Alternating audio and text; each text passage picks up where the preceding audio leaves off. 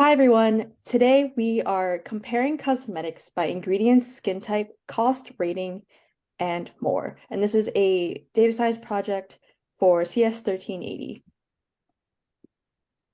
And so for our agenda, we're going to be looking at the problem statement as well as analyses from our research question 1 and research question 2, along with conclusions as well as limitations of the study. So right away, we're going to talk about our problem statement, which is the search for clean beauty. So according to Fortune Business Insights, the global skincare market is very lucrative. It's about to be projected to be roughly $200 billion in the future by 2026. And with the boom in this industry, there has been an increased advocacy for corporate accountability for better, safer, and healthier products. And so today we are going to be looking at the goals and research questions. The first being what makes a product popular, as in how do price, skin versatility, or product type relate to Sephora ratings?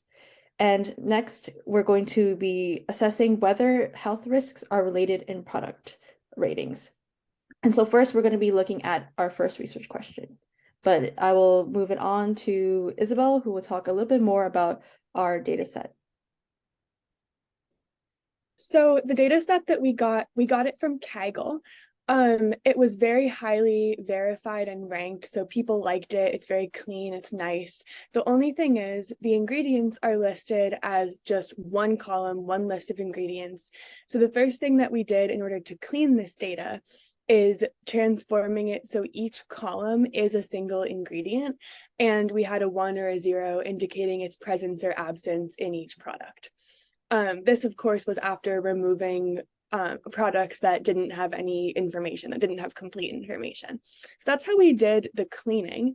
This data set came with a label, and the label is either moisturizer, eye cream, sun protection. We'll get more to that later, but it just tells you what kind of product it is. The brand is the brand, obviously the name is the name of the specific product. The price is in US dollars.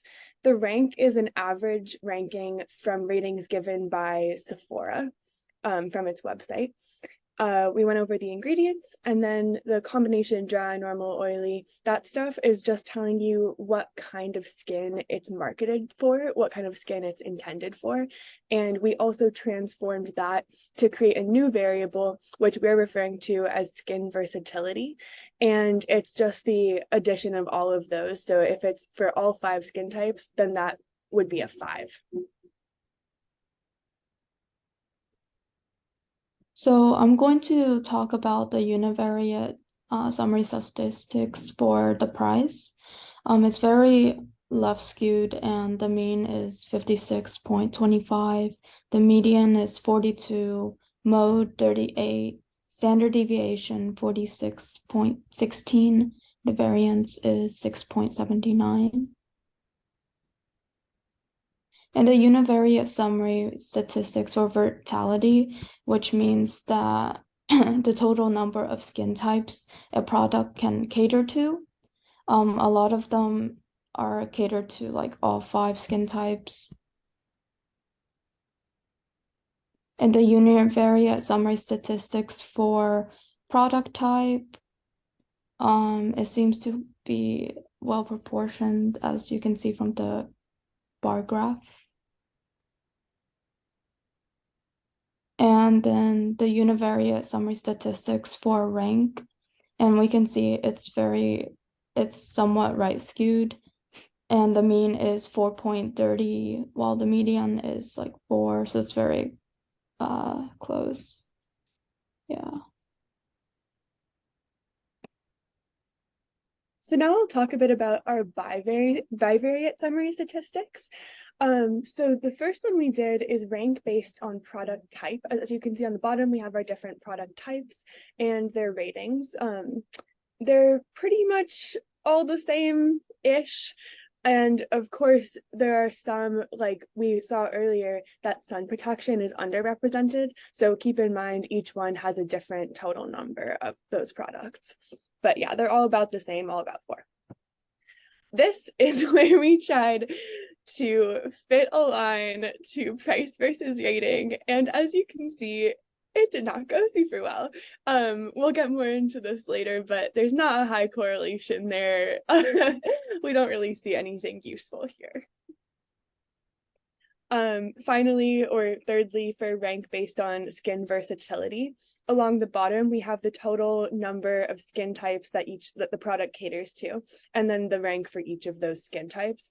As you can see, it goes down a little bit in general as you get into more skin types, but again, it's just pretty much the same across the board, all about mid-4s.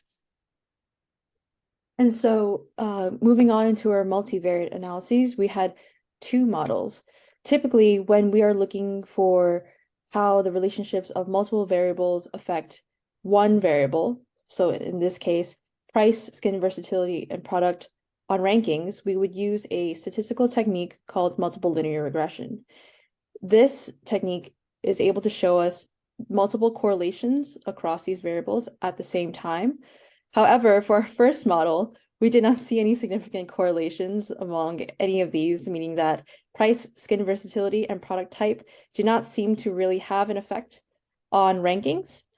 And for our second model, we decided to take a deeper dive and break down this initial multiple linear regression so that we have price and skin versatility on rankings for each product type. And when we did that, we found minor weak correlations that are close to 0. And we didn't think that these were necessarily meaningful, as the models didn't explain more than 5% of the variance in the data. And so it is very much a non-meaningful correlation.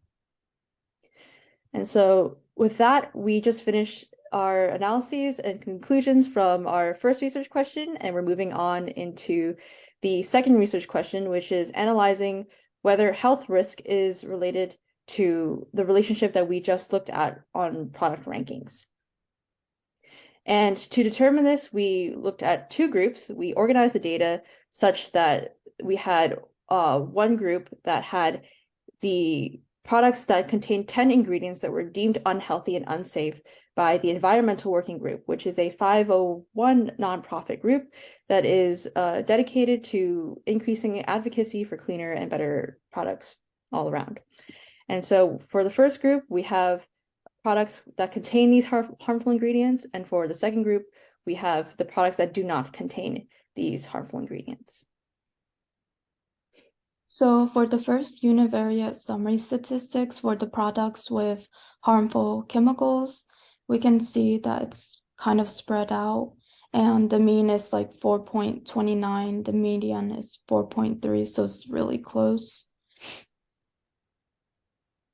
And the univariate summary statistics for products without harmful chemicals, we can see that it's a bit right skewed, with the mean of 4.22 and the median of 4.3. Okay, so I'll talk more about the multiple linear regression results for the models that we fit. The first model, we fit price, skin versatility, and product type to rankings of products with and without harmful chemicals. There's some minor weak correlations, but in general, we don't really see any evidence that the presence or absence of harmful chemicals might influence any of these relationships. For the second model, we fit price and skin versatility for each product type within the categories of products that had harmful chemicals or didn't have harmful chemicals. So we broke it down, we broke each product down by, does it contain harmful chemicals and what type of product it is? Because we thought maybe what type of product it is could be a confounding factor. Like maybe people really just don't like eye creams. So we did that. And again, we didn't really see any evidence that that was a confounding variable or that there is any relationship to the presence or absence of harmful chemicals with the ranking of the product. So here we go. Conclusions, limitations, and how we might improve this in the future. Skin versatility and the type of the product, as well as the price, don't seem to have any kind of relationships with the rank of the products. We weren't necessarily expecting this going in, but it makes sense when you think about who might buy from Sephora, since these ratings are based only on people who gave their feedback to Sephora. And Sephora, they haven't really tried to market themselves as something that's like healthy or good for you. So people who buy from Sephora and leave ratings might not actually care if it has harmful chemicals or not. They might not even know. Again, the presence, as we saw in the previous slide, the presence or absence of harmful ingredients didn't seem to affect the relationships that we explored in the first research question. So trying to maybe get ratings feedback from people who don't buy from Sephora, who buy from different places, that might help kind of shed some light on other consumers and if they seem to care if there are harmful chemicals. As time goes on too, we might see the general population becoming more aware of the presence of harmful chemicals in general, and that might affect it in the future as well. Okay, thank you all. Have a Cool. wonderful day. Bye, guys.